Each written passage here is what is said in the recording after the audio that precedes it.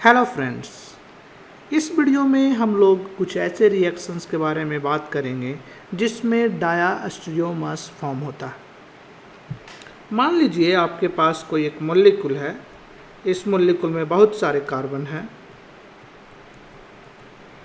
और इसमें से एक कार्बन जो है कायरल है, यानी कि इसका एनांसियोमर भी होगा, यानी जिससे 4 ग्रुप अलग अलग जुड़े हुए हैं।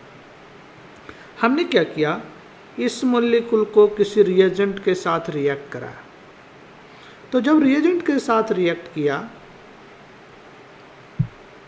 तो जो नया मॉलिक्यूल बना उसमें क्या हुआ कि एक कार्बन तो पहले से ही कायरल था, अब एक नया कायरल कार्बन और जनरेट हो गया, यानी अब इस मॉलिक्यूल में 2 कायरल कार्बन है, पहले इस मॉलिक्यूल में 1 कायरल कार्बन था। तो क्या होगा, पॉसिबिलिटी यहाँ पे क्या है? क्या ये दोनों जो प्रोडक्ट बनेंगे इनांसियोमर होंगे? क्या नहीं, इनांसियोमर नहीं होंगे। इस केस में जो प्रोडक्ट बनेंगे वो स्टीरियोआइसोमर्स तो होंगे मगर वो डायास्टीरियोमर्स होंगे। तो चलिए हम लोग इस वीडियो में इस बात को और डिटेल में देखते हैं। तो क्वेश्चन आपसे पूछा जा रहा है, what happens when A second stereogenic centre forms in A chiral molecule. जैसा कि हमने पहले कहा, अगर आपके पास कोई एक कंपाउंड है, उसमें पहले से कायरल मॉलिक्यूल है और दूसरा कोई नया एक कायरल कार्बन जनरेट हो जाता, स्टीरियोजेनिक सेंटर जनरेट हो जाता है, तो उस केस में आपको डायास्टीरियोमर्स मिलेगा। एक एग्जाम्पल से इसको हम लोग समझने की कोशिश करते हैं। मान लीजिए आपके पास एक कंपाउंड दिया हुआ है, वो कुछ इस तरीके का, और यहाँ पे आपके पास हाइड्रोजन है और यहाँ CH3 ग्रुप लगा हुआ है और यहाँ पे डबल बॉन्ड लगा हुआ CH2। अब आपसे हम पूछते हैं कि क्या इस कंपाउंड में कोई कायरल कार्बन है, तो आपका क्या आंसर होगा? इसमें ये जो कार्बन है वो कायरल कार्बन है। कैसे? क्योंकि इसमें चारों ग्रुप अलग लगा हुआ है। एक साइड में हाइड्रोजन है, दूसरे साइड में CH3 है, इधर साइड में दूसरा ग्रुप है, इधर साइड में कुछ दूसरा ग्रुप है, यानी ये वाला कायरल कार्बन जो है, ये जो कंपाउंड है इसमें ये जो कार्बन है कायरल है। एक रिएक्शन आपने पढ़ा होगा, हाइड्रोजिनेशन। अगर इस कंपाउंड को hydrogen in the presence of nickel अगर रिएक्ट करें तो यहाँ जो डबल बॉन्ड है वो हाइड्रोजिनेट हो जाता है। इसका मतलब इस डबल बॉन्ड पे हाइड्रोजन जाके जुड़ जाता है। तो हाइड्रोजन को जोड़िए, देखिए क्या होता है। तो यहाँ पे पहले से हाइड्रोजन है, CH3 है, और यहाँ पे हाइड्रोजन जोड़िएगा तो एक हाइड्रोजन तो यहाँ जुड़ गया और एक आपका CH2 में जोड़ करके CH3 बना दिया। अब देखिए इस मॉलिक्यूल में एक कार्बन तो पहले से कायरल था, अब जो एक कार्बन बना ये भी कायरल कार्बन हो गया, क्योंकि इससे जो चारों ग्रुप जुड़ा हुआ वो भी डिफरेंट है। ये दूसरा ग्रुप है, दूसरा ग्रुप, इधर साइड तीसरा ग्रुप, इधर साइड चौथा ग्रुप, तो ये चारों ग्रुप डिफरेंट हो गया। तो यानी अब हमारे पास एक स्टीरियो सेंटर ए है और दूसरा स्टीरियो सेंटर ए है। तो इस कंपाउंड का कौन कौन सा स्टीरियो आइसोमर्स इस प्रोडक्ट में बनेगा? तो चलिए हम लोग इस मॉलिक्यूल के स्टीरियो केमिस्ट्री के बारे में स्टडी करते हैं। सेम रिएक्शन को हमने यहाँ पे शो किया। आपका ये जो कंपाउंड है इसका एक इनांसियोमर लिया 2R वाला, एक कार्बन नंबर 2 है, एक कार्बन नंबर 1 है, तो कार्बन नंबर 2 पे हमने R कन्फिग्रेशन लिया। आप चाहें तो निकाल सकते हैं, कैसे निकालिएगा? इधर साइड में जो कार्बन है वो प्रायोरिटी नंबर 1 होगा, क्योंकि ये कार्बन इधर कार्बन इधर कार्बन। अगर आपको थोड़ा कन्फ्यूज़न है तो पिछले वाले वीडियो देखिए जिसमें हमने RS कन्फिग्रेशन के बारे में डिस्कशन किया था। इधर वाला ग्रुप जो है प्रायोरिटी ऑर्डर 2 होगा और जो CH3 है वो प्रायोरिटी 3 होगा, और हाइड्रोजन तो पीछे आपका है ही जो कि प्रायोरिटी 4 पे। तो कैसा है, 1 से 2 पे जाइए, 2 से 3 पे जाइए, फिर 3 से 1 पे आ जाइए। तो कैसा मूवमेंट है? एक क्लॉकवाइज मूवमेंट है, इसीलिए इसका कन्फिग्रेशन कार्बन नंबर 2 पे R कन्फिग्रेशन है। तो हमने क्या किया, जो कार्बन नंबर 2 था उसका R इनांसियोमर इस कंपाउंड में हमने लिया और इसको हाइड्रोजनेट किया। आपको ये बताना है कि कौन सा प्रोडक्ट बनेगा, क्या प्रोडक्ट होगा। तो होगा क्या कि जो हाइड्रोजन मॉलिक्यूल है इस डबल बॉन्ड पे जाके ऐड होगा। अब डबल बॉन्ड का अगर आप ज्योमेट्री देखिए तो प्लेनर होता है, तो प्लेन के ऊपर से जाके डबल बॉन्ड पे हाइड्रोजन ऐड हो सकता है, या तो प्लेन के नीचे से डबल बॉन्ड पे जाके हाइड्रोजन ऐड हो सकता है। इसको हम एक दूसरे डायग्राम से आपको शो करते हैं जिससे कि ज़्यादा क्लियर होगा। मान लीजिए आपको जो दिया हुआ है वो ऐसा कुछ कंपाउंड है, और यहाँ पे एक कार्बन नंबर 2 है, एक कार्बन नंबर 1 है। जस्ट हम शो करने के लिए ऐसा बना रहे हैं। हाइड्रोजन को हमने ऊपर रखा और CH3 को हमने नीचे रखा। इस मॉलिक्यूल को केवल हम आपको स्टीरियोकेमिस्ट्री शो करने के लिए बना रहे हैं, RS कॉन्फ़िगरेशन का यहाँ पे हम ध्यान नहीं रख रहे हैं। तो पहले ये समझिए, उसके बाद हम लोग बाद में बातचीत करेंगे। और यहाँ पे आपका डबल बॉन्ड है CH2। ये मॉलिक्यूल जो है, ये जो कार्बन है कैसा शेप है, प्लेनर। यहाँ पे आप देखिएगा तो ये प्लेनर शेप है। तो जो डबल बॉन्ड है हाइड्रोजन, उस पे जो हाइड्रोजन आके ऐड होगा डबल बॉन्ड पे, दोनों ऊपर से आके ऐड हो सकता है या तो दोनों नीचे से ऐड हो सकता है। मान लीजिए कि दोनों हाइड्रोजन ऊपर से ऐड हुआ। दोनों ऊपर से या दोनों नीचे से क्यों ऐड हो सकता है? क्योंकि हाइड्रोजन का एडिशन सिन एडिशन होता है। हाइड्रोजन बेसिकली बॉन्ड बना होता है H2 मॉलिक्यूल का, ए बॉन्ड टूटता है और इस कार्बन के साथ बॉन्ड बनता है। एक ही केस में होता है, ये बॉन्ड टूटना शुरू होता है और ये बॉन्ड बनना शुरू होता है, ये बॉन्ड बनना शुरू होता है, इसलिए इसका सिन एडिशन होता है। यहाँ पे उस बारे में हम लोग ज़्यादा बातचीत नहीं करेंगे।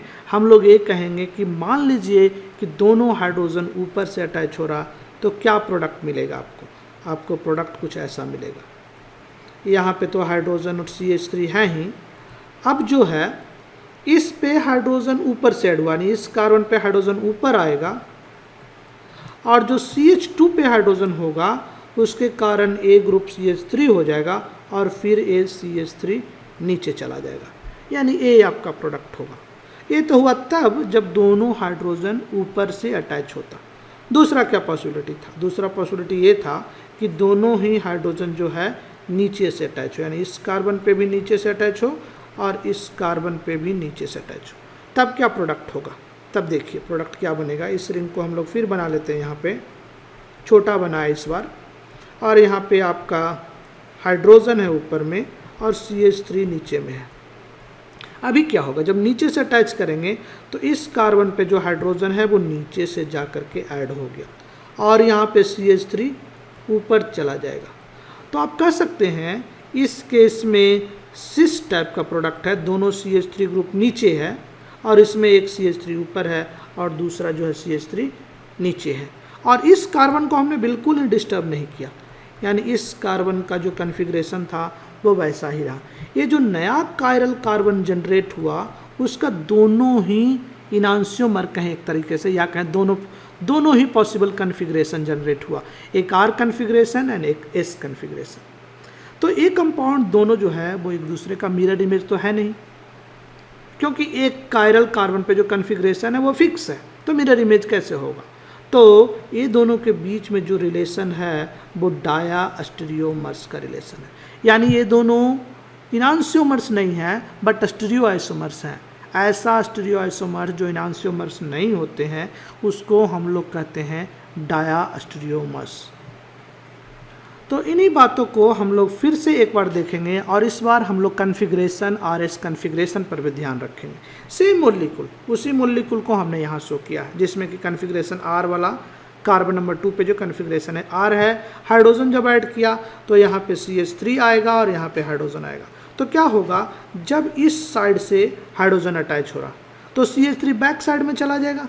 दूसरा क्या होगा, अगर हाइड्रोजन पीछे साइड से अटैच किया तो CH2 से जो CH3 ग्रुप बनेगा वो फ्रंट साइड आएगा। तो पहला समझिए कि बैक से अटैक हो रहा, तो बैक से अटैक होगा तो क्या होगा, इस कार्बन पे जो कॉन्फ़िगरेशन है वो तो वही रहेगा, वैसा हमने दिखा दिया। बैक साइड से अटैच किया यानी हाइड्रोजन जो है बैक साइड में जाएगा और CH3 ग्रुप बाहर की तरफ आ जाएगा। तो यहाँ पे CH3 ग्रुप को हमने बाहर दिखाया। अब दूसरा, फ्रंट फेस से अगर हाइड्रोजन जाके जुटे फ्रंट साइड से, यानी इस मॉलिक्यूल का फ्रंट साइड से, तो इस मॉलिक्यूल के जब फ्रंट साइड से हाइड्रोजन जाके जुटेगा, ए मॉलिक्यूल का तो कॉन्फ़िगरेशन सेम ही रहेगा इस कार्बन का। फ्रंट से जुटेगा तो CH3 जो है पीछे चला जाएगा, यानी CH3 इस केस में बैक में चला गया और हाइड्रोजन आपका फ्रंट में चला आया। तो ये दोनों ही प्रोडक्ट मिलेगा आपको। अब ध्यान दीजिए कार्बन नंबर 2 पे कन्फिग्रेशन R है, तो इसीलिए हमने दोनों में ही कार्बन नंबर 2 पे कन्फिग्रेशन R लिख दिया। अब कार्बन नंबर 1 पे कन्फिग्रेशन निकालते हैं।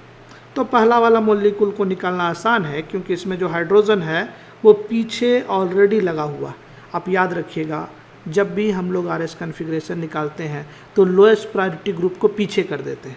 तो इसमें यही तो लोएस्ट प्रायोरिटी ग्रुप है और इधर की तरफ जो ग्रुप है वो 4 नंबर है, इधर की जो ग्रुप है वो 3 नंबर है और यहाँ पे 1 नंबर होगा। हाईएस्ट प्रायोरिटी वाले को हम लोग 1 नंबर देते हैं। इसके बाद A ग्रुप होगा उसको 2 नंबर देंगे, इसको 3 नंबर देंगे। तो 1 से 2 पेज आइए, 2 से 3 पेज आइए, फिर 3 से 1 पे आइए। कैसा रोटेशन है? ये एंटी क्लॉकवाइज रोटेशन है, इसीलिए कन्फिग्रेशन इसका S होगा। तो 1 पे जो कन्फिग्रेशन होगा वो S होगा। तो यहाँ पे 1 पे S कन्फिग्रेशन मिला है, तो इसका मतलब ये है कि दूसरे वाले जो मॉलिक्यूल होंगे उस पे 1 पे R कन्फिग्रेशन मिलेगा। आप चाहें तो निकाल सकते हैं। तो यहाँ पे हमको 2 आइसोमर्स मिला, एक मिला 1s2r और दूसरा मिला 1r2r। यहाँ पे इम्पोर्टेंट बात एक ये हो जाती है कि दोनों आइसोमर इक्वल नहीं मिलता। जैसे आप याद कीजिए पिछले रिएक्शन में हमने कहा था कि रेसिमिक मिक्सचर मिलता है अगर आपका कार्बोकैटायन बनता है या फ्री रेडिकल बनता है तो दोनों इनांशियोमर इक्वल अमाउंट में बनते हैं 50% 50%। बस इस केस में ऐसा नहीं हो रहा, एक 70% बन रहा और दूसरा जो है 30% बन रहा। ऐसा क्यों होता होगा, अब बता सकते हैं क्या?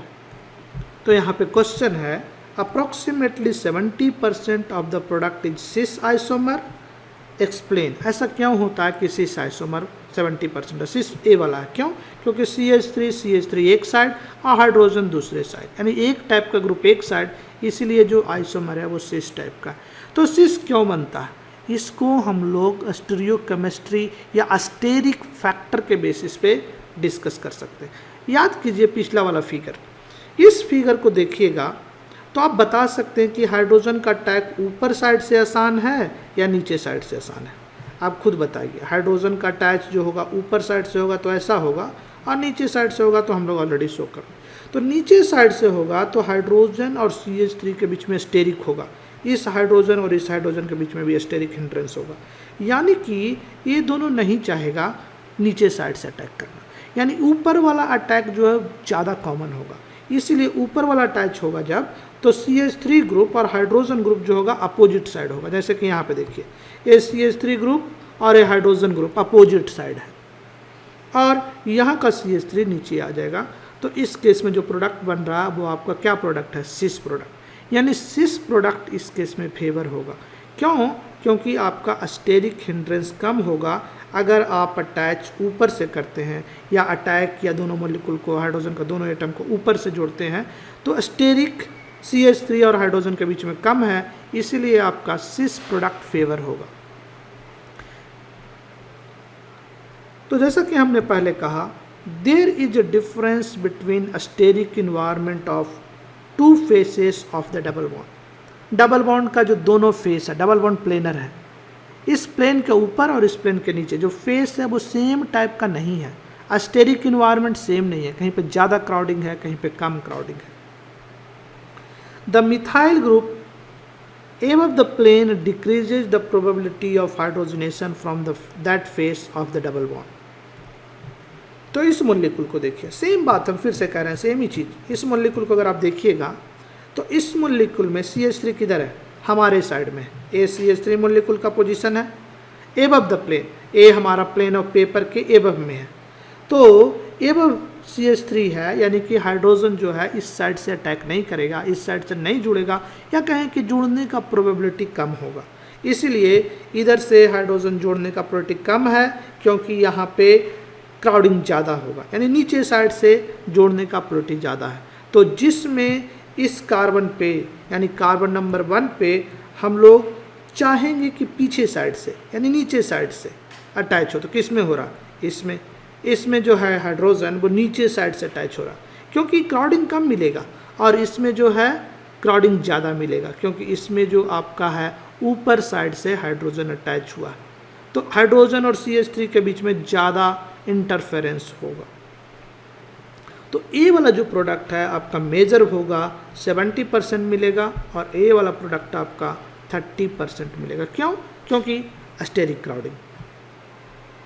अगर आप ध्यान से देखिए तो हुआ क्या, इस रिएक्शन में हाइड्रोजनेशन का ये जो रिएक्शन है उसमें एक स्टीरियोआइसोमर को हमने प्रीफर किया। किसको प्रीफर किया? इसको। यानी ये रिएक्शन स्टीरियो स्पेसिफिक है। ऐसा हो सकता है कि इसका क्राउडिंग बहुत ज़्यादा अगर बढ़ा दीजिए तो ये 70% क्या उससे भी ज़्यादा हो जाएगा, 80%, 90%, क्योंकि क्राउडिंग बहुत ज़्यादा अगर हो जाए तो उधर से हाइड्रोजन अटैच ही नहीं होगा।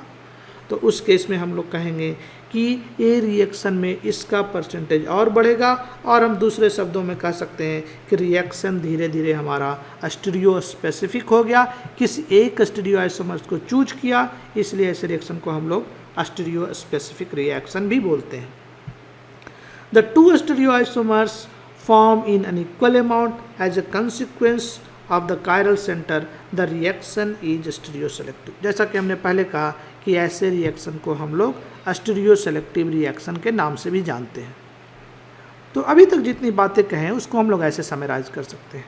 कोई आपके पास एक कंपाउंड है जिसमें एक कायरल सेंटर है, यानी उसका आपने एक इनांशियोमर लिया और उसको आप किसी एक कायरल रिएजेंट, जैसे इस केस में हाइड्रोजन एक कायरल रिएजेंट है, उससे आपने अगर रिएक्ट किया तो आपको जो प्रोडक्ट मिलेगा वो डायास्टीरियोमर्स मिलेगा, और दोनों जो प्रोडक्ट होंगे डायास्टीरियोमर्स के वो सेम अमाउंट में नहीं होंगे, वो होंगे दोनों अनइक्वल अमाउंट में। तो चलिए इन बातों को हम लोग गहराई से समझते हैं, एक दो प्रॉब्लम करते हैं जिससे कि आपको कंसेप्ट काफ़ी क्लियर हो जाए। सो क्वेश्चन में कहा जा रहा, write the structure of oxirane ring. Oxirane epoxide का जो रिंग होता है उसको हम लोग ऑक्सारेन कहते हैं। That forms when trans two butene reacts with metachloroperbenzoic acid, assign the configurations of stereogenic centre. तो पहले तो हम लोग इस रिएक्शन को लिखते हैं। ट्रांस 2-ब्यूटीन, आपके पास एक कंपाउंड जो होता है, CH3 इधर लगा दीजिए और हाइड्रोजन इधर लगा दीजिए, हाइड्रोजन इधर लगा दीजिए, CH3 इधर लगा दीजिए, तो ये ट्रांस 2-ब्यूटीन हो गया। 1 2 3 4, और दूसरे पोजीशन पे इन ग्रुप लगा हुआ।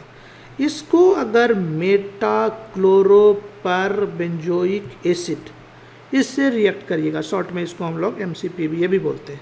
इसका काम क्या होता है? ईथर बनाना, यानी यहाँ से एक ऑक्सीजन जो है डबल बॉन्ड में जाके इंजर्ट हो जाएगा, यानी कि प्रोडक्ट आपका कुछ ऐसा हो जाएगा। यहाँ पे आपका मिथाइल ग्रुप लगा हुआ, यहाँ हाइड्रोजन लगा हुआ, यहाँ मिथाइल ग्रुप लगा हुआ, हाइड्रोजन लगा हुआ, यहाँ पे जा कर के एक ऑक्सीजन इंजर्ट हो जाएगा, यानी इसी को ऑक्सारेन रिंग बोलते हैं। सो ऑक्सारेन रिंग यही आपका हो गया, यानी कि एक ऑक्सारेन बनेगा जिसमें कि ऑक्सीजन जा कर के डबल बॉन्ड के बीच में एक्सर्ट हो जाएगा। अब दो पॉसिबिलिटी है, इसमें ऑक्सीजन चाहे तो ऊपर से इंजर्ट हो, चाहे तो ऑक्सीजन नीचे से इंजर्ट हो, क्योंकि ये मॉलिक्यूल कैसा मॉलिक्यूल है? ये मॉलिक्यूल अगर कार्बन का हाइब्रिडाइजेशन देखिएगा, डबल बॉन्ड में कार्बन का हाइब्रिडाइजेशन sp2 है, इसलिए ये मॉलिक्यूल जो है प्लेनर मॉलिक्यूल है। तो इस प्लेन में ऊपर से भी आकर अटैच हो सकता है या तो नीचे से भी अटैच हो सकता है। तो हम लोग दोनों प्रोडक्ट को देखते हैं, पहले टॉप अटैक को देखते हैं, फिर बॉटम वाले अटैक को देखेंगे और इसके स्टीरियो केमिस्ट्री को भी देखेंगे। तो जैसे मान लीजिए ये आपका है C+C, और यहाँ पे पीछे साइड में हाइड्रोजन लगा हुआ है, और यहाँ आगे साइड में आपका CH3 ग्रुप लगा हुआ है। ट्रांस है आपके पास, तो यहाँ होगा हाइड्रोजन इधर साइड में और CH3 ग्रुप आपका इधर साइड में। तो यही मॉलिक्यूल है। इसको जब MCPBA से ट्रीट करिएगा तो क्या हो जाएगा? यहाँ पे कार्बन और यहाँ पे कार्बन, टॉप में जा कर के आपका ऑक्सीजन अटैच हो गया, और ए वाला बॉन्ड थोड़ा नीचे आ जाएगा और ए वाला बॉन्ड भी थोड़ा नीचे आ जाएगा। सिमिलरली इस केस में भी ए वाला बॉन्ड थोड़ा नीचे आ जाएगा और ए बॉन्ड भी थोड़ा नीचे आ जाएगा। तो ये हो गया आपका हाइड्रोजन, यहाँ हो गया CH3 ग्रुप, यहाँ हो गया आपका CH3 ग्रुप और यहाँ हो गया आपका हाइड्रोजन। तो यही आपका ऑक्साइरेन रिंग बनेगा। आप चाहें तो इसका कॉन्फ़िगरेशन निकाल सकते हैं। तो पहले आपको प्रायोरिटी डिसाइड करना पड़ेगा। इधर ऑक्सीजन जुड़ा हुआ है, हाईएस्ट प्रायोरिटी, इधर जो कार्बन जुड़ा हुआ है फिर उससे भी कार्बन जुड़ा हुआ है, सेकंड प्रायोरिटी, ये थर्ड प्रायोरिटी, और हाइड्रोजन तो आपका पीछे है, सो ये लोएस्ट प्रायोरिटी। यानी 1 से 2 पे जाइए, 2 से 3 पे जाइए, फिर 3 से 1 पे जाइए, यानी ये क्लॉकवाइज यानी आर कन्फिग्रेशन हो गया। इसको हमने कार्बन नंबर 2 कहा था, तो दूसरे कार्बन पे आर कन्फिग्रेशन है। इस कार्बन पे कैसा कन्फिग्रेशन होगा? कार्बन नंबर 3 पे। तो आप देखिए यहाँ पे बेसिकली हमने यहाँ पे गलत बना दिया था, ए जो होगा वो डैश होगा, तो ए आपका डैश है, CH3 के साथ है डैश है, और ए है जो बाहर की तरफ है।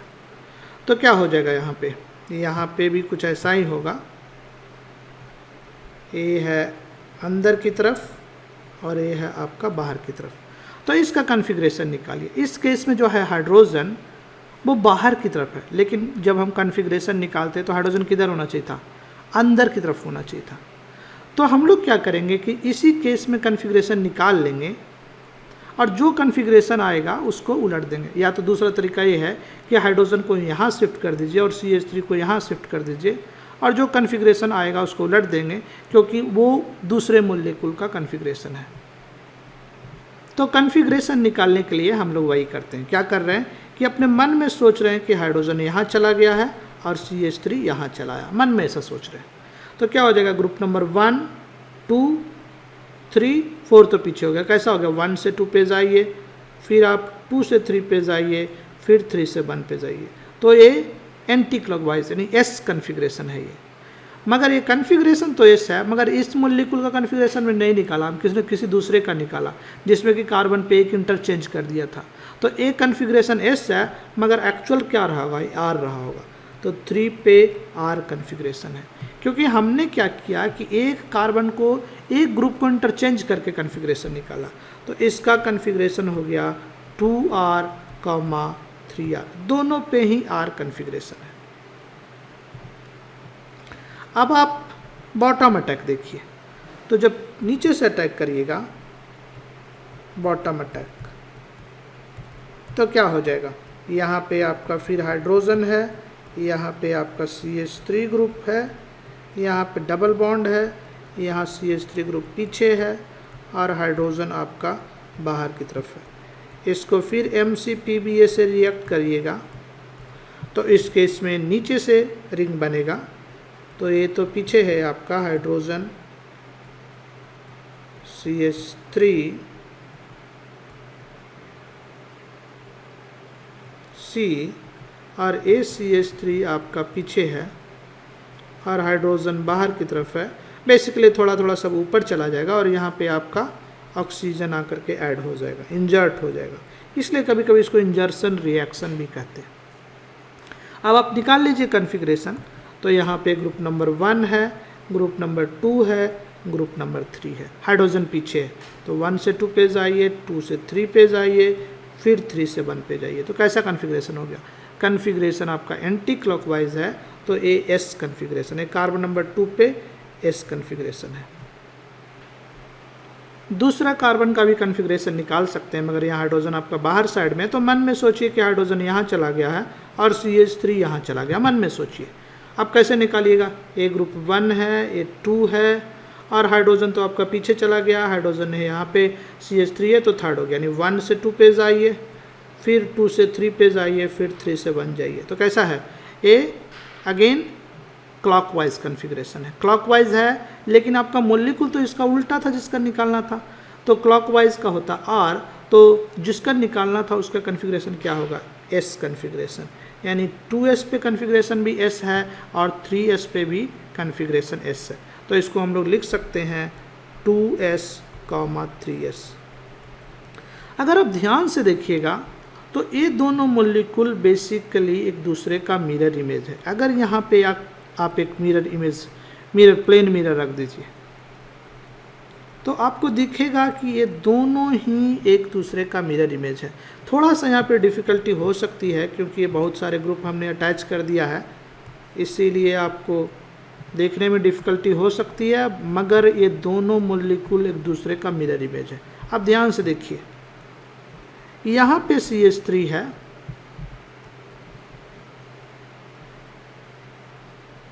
ये जो CH3 है आपका और ये जो CH3 एक दूसरे का मिरर इमेज है। हाइड्रोजन हाइड्रोजन मिरर इमेज है। इवन ये रिंग भी मिरर इमेज है, एक बार ऊपर की तरफ है और दूसरा आपका नीचे की तरफ है। यहाँ आपका पीछे की तरफ है, ये थोड़ा ऊपर की तरफ है, CH3 ये दोनों ही मिरर इमेज है, जो कि इस बात से भी साबित हो जाता है 2R 3R उसका मिरर इमेज क्या हो जाएगा 2S 3S। तो इस रिएक्शन में जब मेटा पर क्लोरोबेंजोइक एसिड से करेंगे तो दोनों ही ऑक्साइरेन रिंग मिलेगा और दोनों इनांसियोमर्स होंगे, क्योंकि एक दोनों एक दूसरे का मिरर इमेज है। तो आपने देखा कि अगर आपके पास ट्रांस 2 ब्यूटीन है तो टॉप से अटैक किया और बॉटम से अटैक किया तो 2 ऑक्साइरेन रिंग मिला और दोनों ऑक्साइरेन रिंग जो है एक दूसरे का मिरर इमेज है, यानी आपको इनांसियोमर मिल रहा है। आपको याद होगा रिएक्शन के पहले क्या था कंपाउंड ऑप्टिकली इनएक्टिव, तो कायरल कार्बन ही नहीं था, डबल बॉन्ड था और MCPVA था, ये रिएक्टेंट ऑप्टिकली इनएक्टिव था, तो फाइनल जो प्रोडक्ट बनेगा वो भी ऑप्टिकली इनएक्टिव होगा, यानी कि ये दोनों कंपाउंड 50-50 रेशियो में बनेंगे, यानी 50% ऊपर वाला तो 50% नीचे वाला, क्योंकि इस केस में अटैक ऊपर से और नीचे से इक्वली लाइकली है, क्योंकि सेम सिचुएशन है, जैसा ऊपर से अटैक होगा वैसा ही नीचे से अटैक होगा, इसीलिए आपको इनांसियोमर का इक्वल अमाउंट मिलेगा।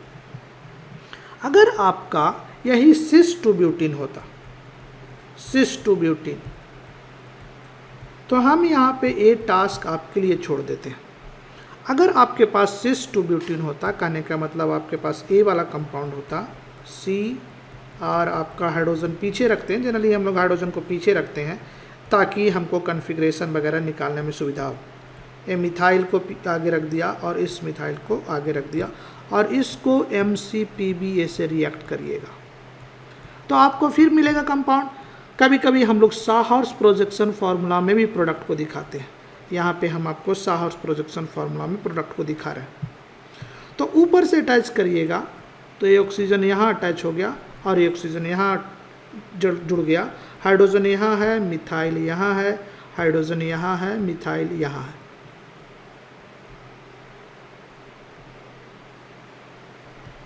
अगर आप चाहते तो इसी को भी बेज डैश में भी दिखा सकते थे, सेम मॉलिक्यूल को, तो बेज डैश में दिखाते तो क्या हो जाता, यहाँ पे C है, बॉन्ड A है और इसके ऊपर में आपका एक ऑक्सीजन आके जुड़ा है, A बॉन्ड थोड़ा नीचे चला जाएगा हाइड्रोजन और A बॉन्ड यहाँ आपका मिथाइल होगा और A बॉन्ड हाइड्रोजन का थोड़ा नीचे आ जाएगा और A बॉन्ड मिथाइल का थोड़ा इस साइड आ जाएगा। ये प्रोडक्ट आपको मिलेगा।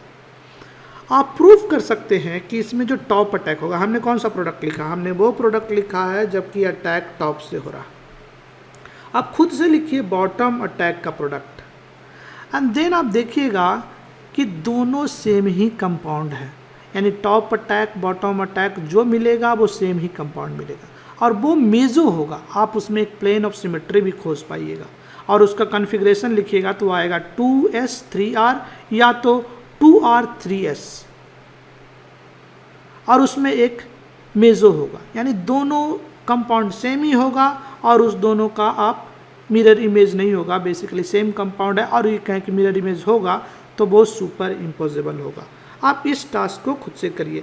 इस बात को हम लोग दूसरे जो चैप्टर में डिस्कस किए थे उससे भी डिस्कस कर सकते हैं। कैसे कि ये जो कार्बन है और ये कार्बन, जो पहला कार्बन है और दूसरा कार्बन है आपके पास, तो इसको हम लोग यहाँ पे मिटा देते हैं। तो एक कार्बन जो है और ये वाला कार्बन, दोनों कार्बन क्या है, इक्विवेलेंट इन्वायरमेंट में है। तो आप याद करिए जब कार्बन इक्विवेलेंट होता है तो उस केस में जो इनांसियोमर्स बनते हैं उसका नंबर 4 नहीं होता। इस केस में 2 कायरल कार्बन जनरेट हो रहे हैं, एक कायरल कार्बन तो ये वाला जनरेट हो रहा है और एक ये वाला जनरेट, तो 2 कायरल जनरेट हो रहा है, बट दोनों कायरल कार्बन का इन्वायरमेंट सेम ही है, यानी इक्विवेलेंट है, इसलिए 4 नहीं होंगे, 3 ही होंगे, जिसमें कि एक तो इनांसियोमेरिक पेयर होगा और एक मेजो होगा। नेक्स्ट प्रॉब्लम लेते हैं।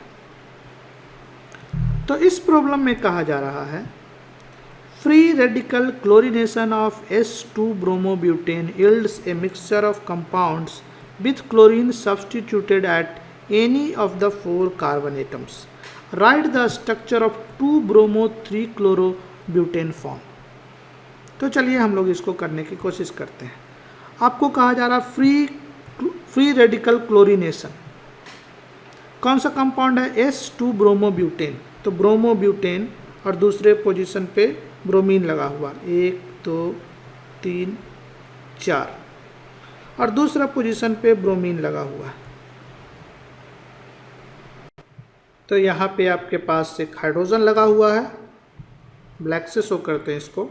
यहाँ पे हाइड्रोजन है, यहाँ हाइड्रोजन है, hydrogen hydrogen hydrogen hydrogen hydrogen hydrogen and hydrogen. इसको आपने क्लोरीनेशन किया। ऐसे तो ये क्लोरीन जो है किसी भी कार्बन पे जाके जुड़ सकता है, लेकिन आपको कहा जा रहा है कि 2-bromo-3-chlorobutane प्रोडक्ट है, यानी क्लोरीन को आपको कहाँ जोड़ना है? आपको क्लोरीन को जोड़ना है पहला, दूसरा, तीसरे पोजीशन पे, यानी इस वाले कार्बन पे क्लोरीन को जोड़ना है। तो इसका प्रोडक्ट लिखते हैं। प्रोडक्ट जब आप लिखिएगा तो इधर क्या लगा हुआ है? इधर CH3 CHBr, और यहाँ पे आप क्लोरीन को जाके जोड़ दीजिए, और इधर आपका CH3 ग्रुप लगा हुआ। तो यही आपका प्रोडक्ट हुआ।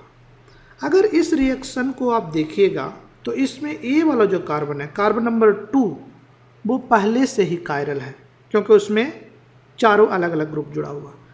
प्रोडक्ट में एक नया कायरल कार्बन जनरेट हो गया, यानी प्रोडक्ट जो है उसमें 2 कायरल कार्बन है। तो ये सेम चीज़ हुआ जिसको कि हमने डिस्कस किया कि इस केस में डायास्टीरियोमर्स फॉर्म होगा। आपको पहले से जो कॉन्फ़िगरेशन है उसका कॉन्फ़िगरेशन क्वेश्चन में दिया हुआ कि रिएक्टेंट का कॉन्फ़िगरेशन S है, तो S कॉन्फ़िगरेशन है इस कार्बन का। अब आप क्लोरीन के साथ रिएक्ट करेंगे तो डायास्टीरियोमर्स बनेगा। इस कायरल कार्बन का तो कॉन्फ़िगरेशन S फिक्स रहेगा, यानी 2S तो हमेशा फिक्स है। 3 पे जो बनेगा वो क्या बनेगा? एक कार्बन 2 है, एक कार्बन 3 है, तो आप गेस करके भी कह सकते हैं कि 2 पे S फिक्स है, 3 पे दोनों बनेगा। एक कंपाउंड बनेगा जो 3S में R होगा, और एक दूसरा मॉलिक्यूल बनेगा जिसमें कि 3 पे S कॉन्फ़िगरेशन होगा। तो आपको बेसिकली दोनों ही कॉन्फ़िगरेशन वाला प्रोडक्ट इस रिएक्शन में बनेगा। आप चाहे तो इसके स्टीरियोकेमिस्ट्री को शो भी कर सकते हैं। तो चलिए हम लोग इसके स्टीरियोकेमिस्ट्री को भी दिखाने की कोशिश करते हैं। तो आपको पहला ये जो कार्बन है इससे कौन सा ग्रुप लगा हुआ? हाइड्रोजन को हम लोग पीछे लेके चले जाते हैं। ए वाला हाइड्रोजन को हमने पीछे लेके चला गया। यहाँ पे हम ब्रोमीन को रखते हैं, और ऊपर में हम लोग मान लीजिए CH3 ग्रुप को रखते हैं। फिर यहाँ पे एक पीछे की तरफ ग्रुप होगा, एक आगे की तरफ ग्रुप होगा, और एक ग्रुप जो होगा आपका फिर ऊपर की तरफ होगा, मान लीजिए। तो कौन कौन सा ग्रुप है इस कार्बन के बारे में हम लोग लिख रहे हैं, जो कि कायरल नहीं है, बाद में भले कायरल हो गया। तो रिएक्टेंट साइड में हाइड्रोजन है, एक हाइड्रोजन को हम लोग यहाँ रख लेते हैं, और CH3 ग्रुप को हम यहाँ रख लेते हैं, और एक हाइड्रोजन को यहाँ रख लेते हैं, क्योंकि 2 हाइड्रोजन है इसमें। जब आप क्लोरीनेशन करेंगे तो एक कायरल कार्बन है, इसका कॉन्फ़िगरेशन चेक करिए क्या होना चाहिए था। इसका कॉन्फ़िगरेशन है कार्बन नंबर 2 है, कार्बन नंबर 3 है, priority number 1, priority number 2, priority number 3, 4 आपका प्रायोरिटी पीछे है। तो कैसा कॉन्फ़िगरेशन हो गया? 1 से 2 पे जाइए, 2 से 3 पे जाइए, फिर 3 से 1 पे जाइए। एक कॉन्फ़िगरेशन एंटी क्लॉकवाइज है, इसका मतलब 2 पे S कॉन्फ़िगरेशन है, जिसको कि हमको लिखना था। अब जब प्रोडक्ट बनेगा तो 2 पे तो कॉन्फ़िगरेशन जैसा था वैसा ही रह जाएगा। तो 2 के कॉन्फ़िगरेशन जो है वैसा हमने रख दिया, H, और यहाँ पे Br, और ऊपर में CH3, और कार्बन नंबर 3 पे एक क्लोरीन जाके जुड़ेगा। तो यहाँ पे हाइड्रोजन हमने रख दिया, और लेट अस से कि एक प्रोडक्ट में क्लोरीन हमने इसी पे जोड़ते हैं। पहले क्लोरीन को ऊपर यहाँ हाइड्रोजन को हटा करके यहाँ जोड़ दिया, और इस हाइड्रोजन को जैसे तैसे वैसे ही छोड़ दिया, और यहाँ पे CH3 है। तो इस कार्बन का जो कार्बन नंबर 3 है उसका कॉन्फ़िगरेशन निकालते हैं। क्या हो गया? 1 नंबर इसको मिलेगा, 2 इसको मिलेगा, 3 इसको मिलेगा। तो 1 से 2 पे जाइए और 2 से 3 पे जाइए। इस 3 से मत कंफ्यूज होइए, एक कार्बन का नंबर था 3। तो 1 से 2 पे आइए, 2 से 3 पे जाइए, फिर 3 से 1 पे जाइए। ये एंटी क्लॉकवाइज है, यानी कार्बन नंबर 3 पे एस कन्फिग्रेशन है इस केस में, और कार्बन नंबर 2 पे भी एस कन्फिग्रेशन है। एक दूसरा जो प्रोडक्ट बनेगा उसमें क्या होगा, उसमें ये होगा कि एक कार्बन तो वैसे ही है, यहाँ पे हाइड्रोजन है, यहाँ पे ब्रोमीन आ जाएगा आपका, और यहाँ पे CH3 रहेगा, और हम लोग को थोड़ा सा चेंज करना पड़ेगा। क्लोरीन को मान लीजिए अब यहाँ पे जोड़ देते हैं, और इस वाले हाइड्रोजन को वही छोड़ देते हैं, इस CH3 को यहाँ पे जोड़ देते हैं। तो इसका कन्फिग्रेशन आप निकालिएगा तो एक कन्फिग्रेशन आ जाएगा 2s3r, यानी कि कंपाउंड नंबर 1 और कंपाउंड नंबर 2 जो है वो एक दूसरे का डायास्टीरियोमर्स है, वो मिरर इमेज बिल्कुल ही नहीं है, यानी इस केस में डायास्टीरियोमेरिक प्रोडक्ट बनेगा। और सॉल्यूशन का ऑप्टिकल रोटेशन 0 नहीं होगा, क्योंकि डायास्टीरियोमर्स का इक्वल एंड अपोजिट रोटेशन नहीं होता, यानी जो ऑप्टिकल रोटेशन होगा इस प्रोडक्ट को लेकर के आप पोलरीमीटर में डाल दीजिएगा और रोटेशन मेजर करिएगा तो आपको कुछ रोटेशन मिलेगा, और जो कि होना भी चाहिए था, क्योंकि आपके पास जो शुरू में रिएक्टेंट था, रिएक्टेंट कैसा था, रिएक्टेंट जो था ऑप्टिकली एक्टिव था, क्योंकि उसमें एस कन्फिग्रेशन था। इसीलिए आपने जो रिएजेंट लिया वो रिएजेंट भी नॉन कायरल है, या कहें ए कायरल है, तो जो आपको प्रोडक्ट मिलना चाहिए उसका भी कुछ ऑप्टिकल रोटेशन होना चाहिए, वो भी ऑप्टिकली एक्टिव होना चाहिए। इस रूल को ये सेटिस्फाई भी करता है। अब हम एक फाइनल प्रॉब्लम लेते हैं इस लेक्चर का। इस प्रॉब्लम में करें, based on the percentage composition of the product for hydrogenation of two methylene cyclohexane, predict the product of the hydrogenation of 2-tert-butyl methylene cyclohexane। इस लेक्चर के शुरू में हमने ये रिएक्शन आपको दिखाया था कि आपके पास अगर A है, डबल बॉन्ड यहाँ पे CH2 है, और यहाँ पे एक हाइड्रोजन है 2-मिथाइल, दूसरे पोजीशन पे मिथाइल ग्रुप लगा हुआ है, उसका एक वाला A ले लीजिए, CH3 और H। इस रिएक्शन को जब हमने कहा था तो कहा था कि अस्टेरिक इफेक्ट होगा, यानी कोई एक प्रोडक्ट जो होगा वो मेजर होगा। यहाँ पे एक इनांशियोमर लिया था और ए वाला कायरल जो कार्बन जो था कायरल था। अब इसी चीज़ को हम लोग यहाँ पे बढ़ा दे रहे हैं 2-tert-butyl, तो दूसरे पोजीशन पे टर्ट ग्रुप लगा रहे हैं, मिथाइलीन साइक्लोहेक्सेन। तो अब क्या कर रहे हैं, इस प्रॉब्लम में हम कर रहे हैं कि हमारे पास वही कंपाउंड है, यहाँ पे CH2 डबल बॉन्ड अभी भी है, यहाँ पे CH2 होगा, और यहाँ पे टर्ट मिथाइल ग्रुप लगा दिया CH3। इस ग्रुप को हम लोग टर्ट ब्यूटाइल ग्रुप कहते हैं, काफ़ी बल्कि ग्रुप लगा दिया, और इसका मान लीजिए कोई एक कन्फिग्रेशन दे दिया हमने आपको। तो आपसे पूछा जा रहा है कि क्या प्रोडक्ट होगा। तो इस रिएक्शन में फिर वही बात को आपको ध्यान रखना है कि चूँकि CH3 बहुत बल्की ग्रुप है, तो जो हाइड्रोजन होगा अटैच वो अपोजिट साइड से होगा। फॉर एग्जांपल इस केस में मान लीजिए कि ये CH3 ब्यूटाइल ग्रुप बाहर में है और हाइड्रोजन अंदर साइड में है, तो अब हाइड्रोजन किधर से अटैच होगा, इस डबल बॉन्ड पे। इस डबल बॉन्ड पे पीछे से आना चाहेगा, क्योंकि अगर आगे से आएगा तो बल्कि ग्रुप को इंटरफेयर करना चाहेगा। तो इस केस में जो इस पे जो हाइड्रोजन अटैच होगा वो पीछे से आएगा, यानी हाइड्रोजन पीछे अटैच होगा और CH3 ग्रुप जो है बाहर हो जाएगा। इसी को यहाँ हम लोग दिखाते हैं, यानी इसका कन्फिग्रेशन पहले बना लेते हैं। हाइड्रोजन पीछे से अटैच हुआ तो हाइड्रोजन पीछे से अटैच होगा तो CH3 ये अपने आप ही बाहर हो जाएगा, और यहाँ पे जो है हाइड्रोजन पीछे रहेगा, और यहाँ पे जो है आपका टर्ट ब्यूटाइल ग्रुप रहेगा CMe CMe CMe। तो ए ग्रुप बाहर की तरफ रहेगा। इसको चाहते तो आप इस फार्मूले से भी, हावर्थ प्रोजेक्शन फार्मूला जनरली हम लोग इसको बोलते हैं, उससे भी दिखा सकते थे। डबल बॉन्ड CH2, यहाँ पे CH3 काफ़ी बल्कि ग्रुप है, इसलिए इस केस में जो है हाइड्रोजन इस कार्बन पे ऊपर से, इस कार्बन पे ऊपर से आकर अटैच हो जाएगा। तो आपको जो प्रोडक्ट बनेगा इस केस में प्रोडक्ट फिर से ये प्रोडक्ट आपका हो जाएगा। यहाँ पे आपका हाइड्रोजन है, यहाँ पे सी ME ग्रुप लगा होगा, ME ग्रुप लगा हुआ, और इस कार्बन पे जो होगा, इसको हम लोग रब कर देते हैं, इस कार्बन पे जो होगा हाइड्रोजन ऊपर से अटैच होगा तो CH3 ग्रुप नीचे खुद ही चला जाएगा, जो कि सेम चीज़ है यहाँ पे हमने शो किया। तो सिस टाइप का प्रोडक्ट बनेगा, दोनों हाइड्रोजन जो एक ही साइड में, ये हाइड्रोजन एक ही साइड में, या इससे भी देखें हाइड्रोजन जो है एक ही साइड में है, यानी सिस कन्फिग्रेशन वाला जो प्रोडक्ट है वो आपका मेजर होगा।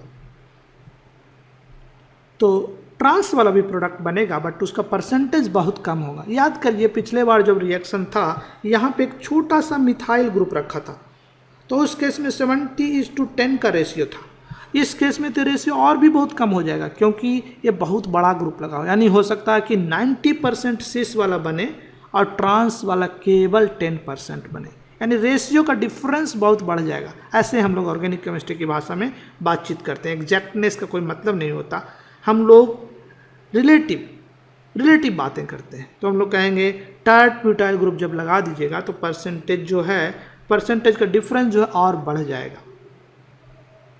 आप चाहे तो कार्बन का कन्फिग्रेशन भी निकाल सकते हैं, जैसे मान लीजिए कि हमने इस कार्बन का कन्फिग्रेशन दे दिया, तो जो आपको प्रोडक्ट बना, 2 प्रोडक्ट बनेगा, एक आपका सिस वाला और दूसरा ट्रांस वाला, दोनों का ही आप कन्फिग्रेशन निकाल सकते हैं। यहाँ पे हम ट्रांस भी दिखा देते हैं ताकि आपको कोई कन्फ्यूज़न ना रहे। ट्रांस दिखाइएगा तो क्या हो जाएगा, यहाँ पे हाइड्रोजन, और ये तो जैसे है वैसे ही रह जाएगा आपका C मिथाइल, ये तो जैसे है वैसे ही रह जाएगा आपका, यहाँ पे CH3 और यहाँ पे हाइड्रोजन आ जाएगा। तो ये आपका ट्रांस प्रोडक्ट हो गया।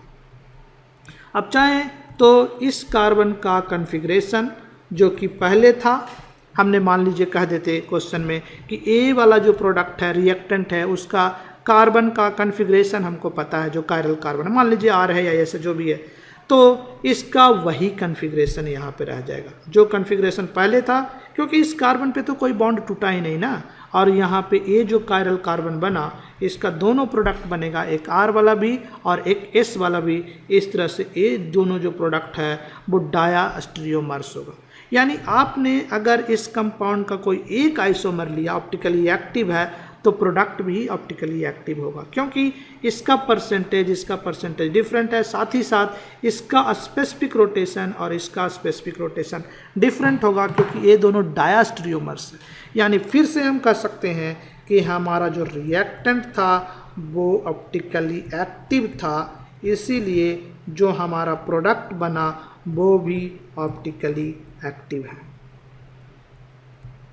तो इस वीडियो में आपने देखा कि हम लोग कैसे रिएक्शंस के स्टीरियोकेमिस्ट्री को हैंडल करते हैं जब किसी रिएक्शन में एक से ज़्यादा या कहें कि प्रोडक्ट बनते हैं, और इस केस में डायास्टीरियोमर्स प्रोडक्ट बनते हैं। यानी एक कायरल सेंटर पहले से ही है और कोई नया कायरल सेंटर जब जनरेट हो रहा तो आपको डायास्टीरियोमर्स मिलेंगे। आशा करते हैं कि ये वीडियो आपको अच्छी लगी होगी। अगर अच्छी लगी तो अपने दोस्तों के बीच शेयर करिए, लाइक कीजिए, सब्सक्राइब कीजिए, एंड आपसे फिर मिलते हैं नए वीडियो में। तब तक के लिए thank you, bye, take care.